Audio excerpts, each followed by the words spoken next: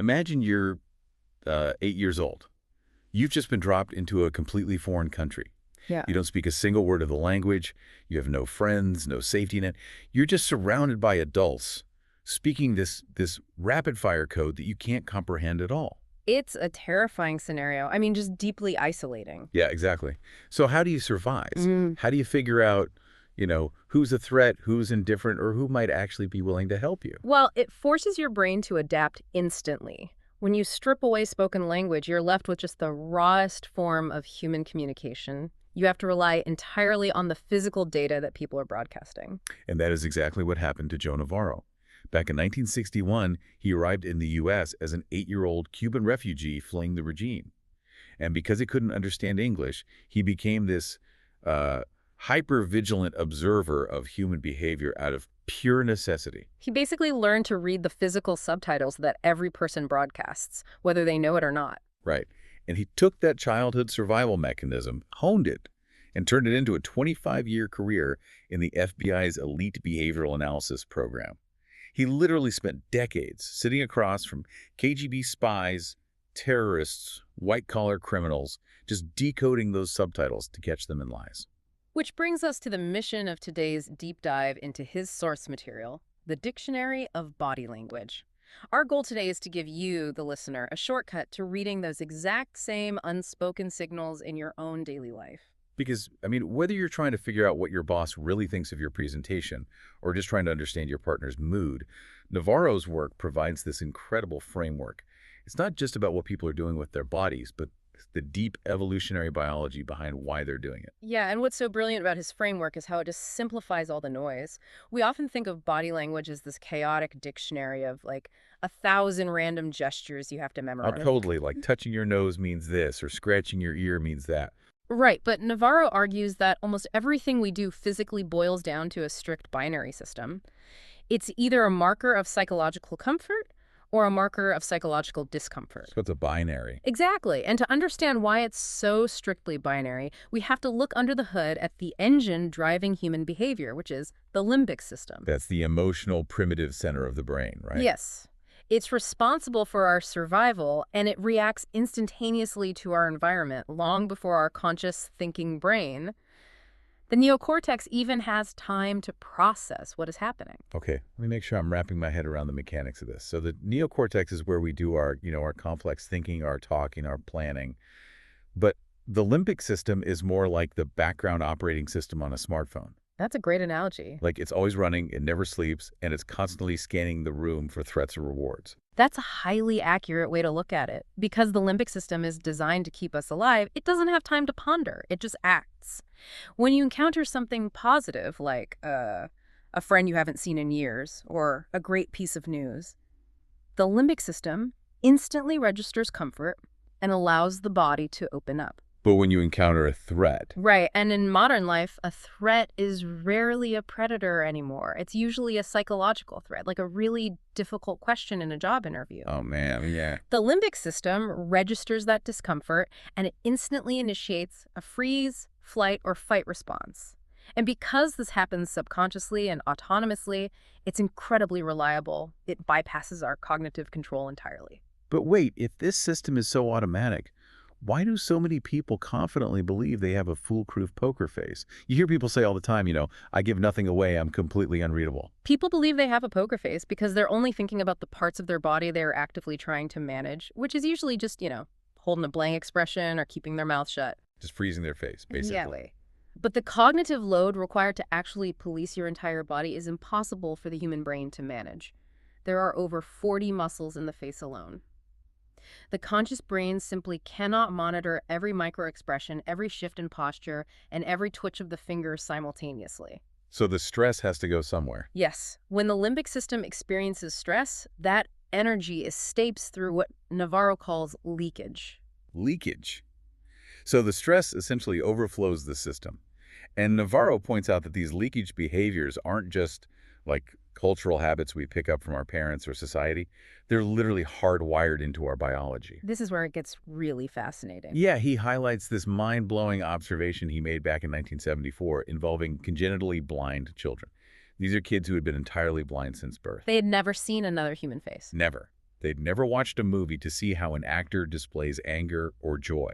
And the implications of that observation are totally foundational to understanding human behavior.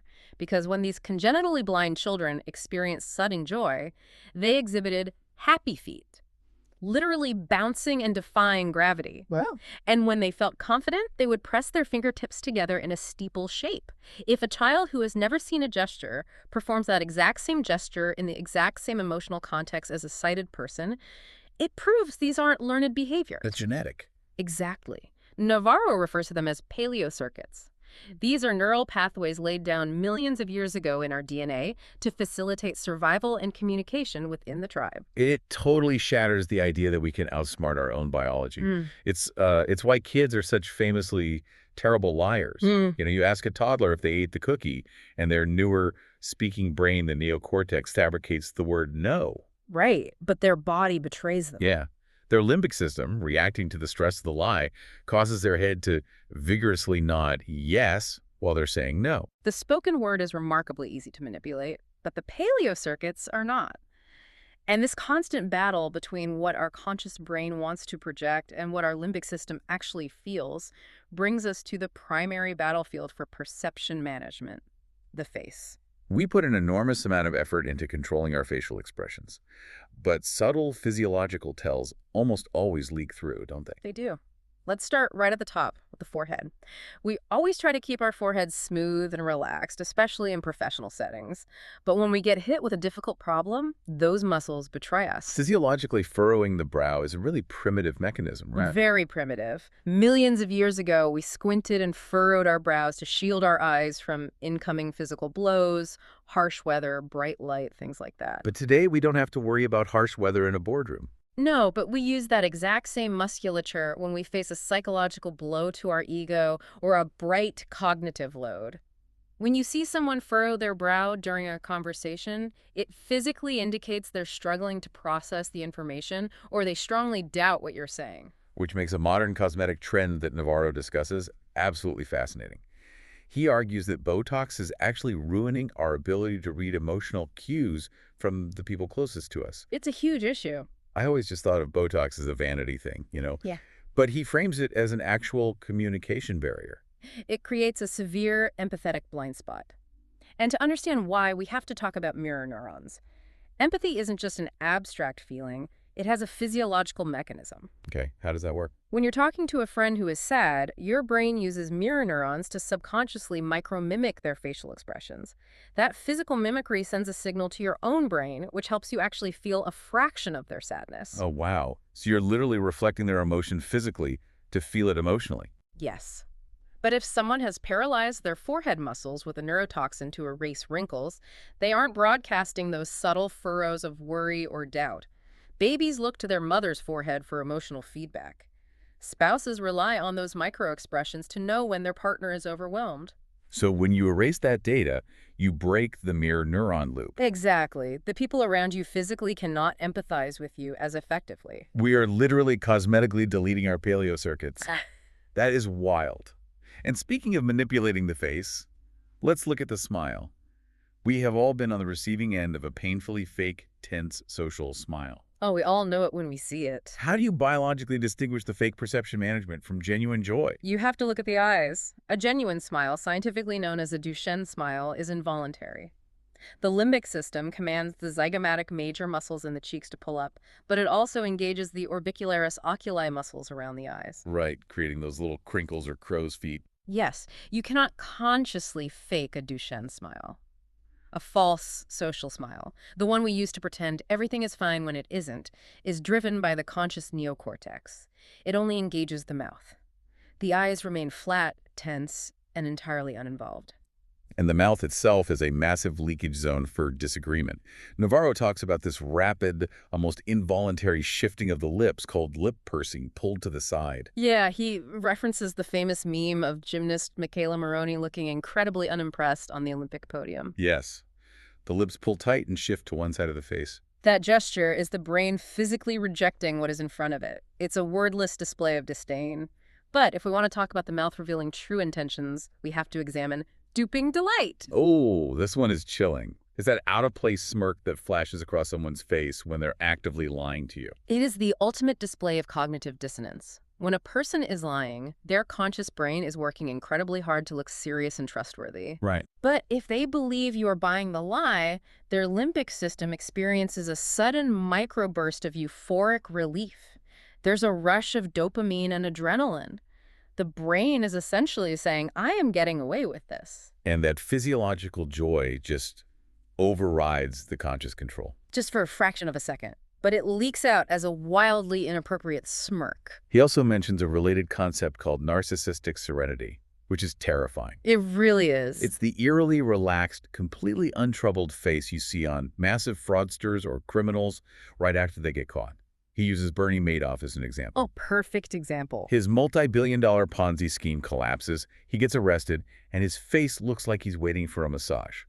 It's a biological display of supreme arrogance, signaling a deeply held belief that they're fundamentally smarter than everyone else in the room. But the face is really only the beginning. If we want to move beyond the illusion of control and look at how our bodies handle true vulnerability, we have to look just below the face to the neck. From an evolutionary biology standpoint, the neck is the most vulnerable part of the human anatomy, isn't it? It is. It houses our airway, the jugular vein, the carotid artery. For the vast majority of human history, when large feline predators attacked our ancestors, they instinctively went for the neck to secure a quick kill. So even though we aren't dodging saber-toothed tigers in the modern office, our brains still treat a hostile question from a client as a literal threat to our survival. Exactly. And Navarro specifically highlights the suprasternal notch. That's that little dimple right at the base of your throat, between your collarbones. Yes. Because that specific area is so vital, touching or covering the suprasternal notch is a deeply ingrained self-protective mechanism. When we feel insecure, heavily scrutinized, or fearful, the limbic system commands the hand to fly up and guard the airway. But adults don't usually just clamp a hand over their throat like a terrified movie character. We disguise it, don't we? We do. We're subtle about it. Like, men will obsessively adjust their tie knots when they are sweating a question, or women will play with a necklace resting right over that dimple. It looks like they're just preening or fixing their outfit, but they're actually engaging in a pacifying behavior. And we really need to explain why pacifying works mechanically. Touching the neck or rubbing your arms stimulates mechanoreceptors under the skin. Okay, so there's a physical response happening. A very powerful one. These receptors send signals via the vagus nerve to the parasympathetic nervous system, which then releases endorphins and oxytocin into the bloodstream. This counteracts the cortisol spike caused by the stress. So the brain is literally trying to chemically soothe itself through physical friction. That is exactly what is happening. If the neck is how we guard our airway, the torso is how we guard everything else. Let's look at the chest and stomach. The torso is essentially a bank vault housing our heart, lungs, and digestive organs. When we feel completely safe and trust someone, we leave the vault door wide open. But the second we feel threatened or annoyed, we either slam the vault shut or put a barrier in front of it. Navarro categorizes the open vault door as ventral fronting. Our ventral side is our front. When we favor someone or we're highly engaged in what they're saying, we naturally pivot our hips and expose our ventral side directly to them. You see this all the time at social gatherings. But the inverse of this, ventral denial, is incredibly useful for the listener to understand. Imagine you're pitching a new project to your boss. Your boss is smiling, making eye contact, and nodding along. But if you look down, you notice they've swiveled their desk chair so their torso and hips are angled away from you. That is a critical discrepancy. The polite cognitive part of your boss's brain is maintaining the social smile so they don't seem rude, but their limbic system has registered a lack of interest. Or perhaps they simply need to be somewhere else. The limbic system initiates ventral denial to pull the vital organs away from the source of the psychological annoyance. Belly away, don't want you to stay. I love that phrase, belly away, don't want you to stay. So if you see ventral denial while you're pitching, you need to change your tactic immediately because their body is rejecting your premise, regardless of what their face is doing. And if someone can't physically turn away, they build a makeshift wall. Navarro calls this belly shielding. You see this in arguments on the couch. Suddenly, one person will grab a throw pillow and pull it tightly over their stomach. Or in a meeting, someone feeling defensive will pull their laptop aggressively close to the edge of the table to cover their chest. It's subconscious armor. Which naturally leads us to evaluate one of the most common myths in body language crossed arms. I'm so glad we're hitting this. It's a very misunderstood gesture. Because I have read a dozen pop psychology articles that say you should never cross your arms because it makes you look defensive or closed off. But half the time I do it, I'm just cold, or the chair doesn't have armrests, and I don't know what to do with my hands. Are we just misreading each other all day? Often, yes. Assuming crossed arms always equals defensiveness is a rookie mistake. You have to evaluate the physiological tension. If the arms are crossed tightly, the hands are gripped into fists, and the jaw is clenched, then yes, that is a barrier. Okay, so look at the tension. Right. But very often, crossing the arms is simply another pacifying behavior. It's a self-hug. It provides comforting pressure to the torso. You have to look for confirming behaviors like ventral denial or a furrowed brow before you decide the vault is closed. Context is everything. That makes so much sense. Yeah. Now let's contrast that vulnerability with a gesture of pure, unadulterated confidence. Navarro points out a specific hand position called steepling. This is when the fingertips of both hands are touching, but the palms are separated, resembling a church steeple. Steepling is the universal limbic display of absolute self-assurance. The brain is essentially saying, I am completely secure in my position, and I have no need to protect my ventral side. Former German Chancellor Angela Merkel was famous for this, right? Almost perpetually holding her hands in a steeple during negotiations. It is a profoundly powerful tool to project authority. But what happens when that authority cracks? What does severe stress look like in the hands? Navarro describes a pacifying behavior called the teepee finger rub. This is when your fingers are interlaced, held ramrod straight, and you vigorously rub them back and forth against each other. It comes back to the physics of self-soothing. By holding the fingers straight and interlacing them, you are maximizing the surface area of skin-to-skin contact. The vigorous rubbing creates intense friction, which heavily stimulates the nerve endings to flood the brain with calming signals. So if you're negotiating with someone and they suddenly drop their hands under the table and start doing a teepee finger rub. They aren't just slightly nervous, they are experiencing severe psychological distress. Wow. Because of the cognitive load required to manage a stressful conversation, we focus all our energy on our face and our hands. But that means we completely abandon the furthest outposts of our body. Which brings us to the most honest, unfiltered indicators of human emotion, the legs and the feet. The brain simply does not have the bandwidth to police the feet. They're left almost entirely to the devices of the limbic system, which makes them incredibly reliable barometers of truth. And the limbic system loves to defy gravity when it's happy. We mentioned the blind children earlier with their happy feet, but adults do it too. We absolutely do. Like if a colleague gets a text message under the boardroom table confirming a massive bonus, their face might remain perfectly stoic and professional. But if you look under the table, their feet are doing a little jig. Exactly. When we are full of energy and positive emotion, our motor cortex preps the body for action, and our feet literally want to leave the ground. Conversely, we must consider how the limbic system handles a sudden, severe threat. It triggers the ultimate predator evasion tactic, the freeze response. Millions of years ago, movement attracted the attention of predators. So if you ask a suspect a highly incriminating question, or if you catch a partner in a significant lie, their feet will often go entirely flat on the floor and cease all movement. The limbic system is screaming, do not move a muscle, or you will be eaten. That's exactly the internal monologue. The contrast is jarring once you know to look for it. Bouncy, active feet turning into sudden stone statues is a massive red flag. But let's apply this to an everyday scenario. Say you're at a networking event, or maybe on a first date. Sure. The person you're talking to seems highly engaged. They're maintaining great eye contact, their face is smiling, and they're laughing at your jokes. But you glance down, and one of their feet is pointed a full 90 degrees away from you, aiming directly at the exit door. Which data point is telling the truth? The smile or the shoes? You absolutely must believe the shoes. That gesture is what Navarro categorizes as an intention cue. The neocortex is forcing the smile to maintain social decorum and avoid an awkward confrontation. But the limbic system has already evaluated the environment and decided it needs to leave. Yes, it is preparing the physical mechanics of walking away. A foot pointing toward the door is the body explicitly stating, I need an escape route right now. The shoes never lie. It really changes the way you see the world. Once you understand the mechanics behind intention cues, ventral denial, and pacifying behaviors, you realize that people are having entirely separate, deeply honest conversations right in front of you. If we synthesize everything we've explored from Navarro's decades of behavioral analysis, the ultimate takeaway is that the human body is an uncompromising truth teller. Body language is not a parlor trick or a mystical aura. It's an evolutionary survival mechanism governed by the hard math of the limbic system. It all filters back down to that core binary of comfort versus discomfort. Are you seeing an open bank vault with ventral fronting, confidence steepling, and gravity-defying happy feet? That is the biological subtitle for I feel safe, engaged, and confident.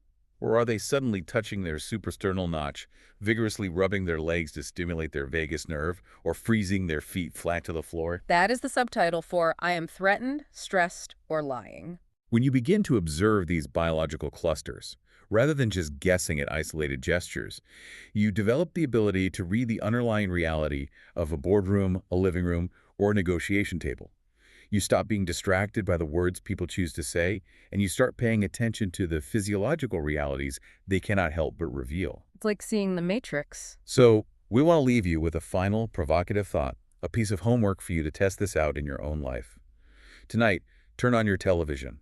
Find a high-stakes interview with a politician, a televised debate, or even a tense reality TV reunion show, and turn the volume completely off. Mute the TV. It's a brilliant exercise in sensory deprivation. By removing the audio, you completely eliminate the cognitive distraction of their carefully prepared talking points. Exactly. Just watch the physical conversation happening beneath the silence. Does the politician's physical tension match the confidence of their speech? When their opponent goes on the attack, do they display ventral denial? Or do you catch a microburst of duping delight when they successfully dodge a hard question? You will quickly discover that you do not need to hear a single word to know who feels dominant, who feels terrified, and who is fabricating their reality. The subtitles have been broadcasting all along. We just had to learn the biology required to read them. And once you unlock that code, you realize that the most profound and truthful conversations you will ever witness are very often the ones happening in total silence.